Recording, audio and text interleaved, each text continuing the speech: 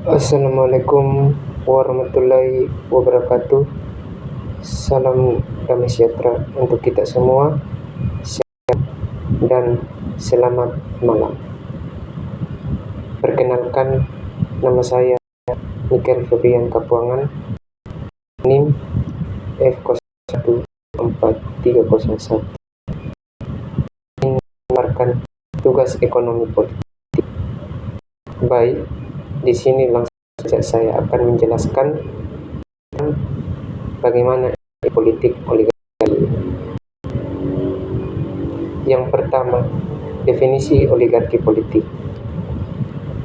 Kekuasaan tidak dipegang rakyat lewat wakilnya, tapi dikuasai kelompok elit kecil yang punya uang dan pengaruh. Jeffrey Peters pernah mengatakan, oligarki itu wealth defense. Orang yang super kaya pakai jalur politik buat mengamankan harta atau kekayaannya. Di Indonesia itu sendiri, batas pejabat dan pengusaha itu menjadi kabur. Konglomerat masuk partai, jadi menteri atau nyongkang calon. Akhirnya, negara dipakai untuk melindungi aset mereka, bukan untuk kesejahteraan umum. Contohnya, konglomerat jadi ketua partai, lalu anak dan keluarganya maju jadi menteri atau kepala daerah, dan negara yang menjadi satpamnya elit politik. Yang kedua, konsentrasi kekuasaan ekonomi. Uang banyak, beli kekuasaan. Kekuasaan bikin aturan yang menguntungkan diri sendiri. Elit Indonesia mengontrol semua sektor strategis seperti sawit, tambang batubara, bank, properti, media TV. Modal besar dipakai bayar kampanye dan partai konsultan.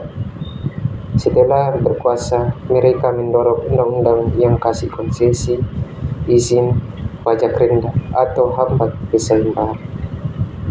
Jadinya, ini merupakan lingkaran setan. Ekonomi kuat, politik kuat, ekonomi makin kuat. Contoh, izin tambang, undang-undang minerba, aturan impor yang dilonggarkan untuk modal tiket masuk ke Senayan. Yang ketiga, dampak demokrasi dan kebijakan publik. Demokrasinya jalan, tapi isinya kosong. Formalnya pemilu, substansinya oligarki. Pemilu langsung, pilkada, DPR semua ada, tapi agenda DPR atau eksekutif sering mentok di kepentingan elit. Kebijakan buat rakyat banyak ditunda atau dilunakan karena tidak menguntungkan sponsor.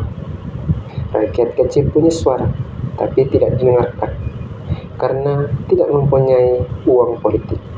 Contohnya, Undang-Undang Cipta Kerja yang diprotes buruh, reklamasi Teluk Jakarta, subsidi BBM yang strukturnya menguntungkan industri.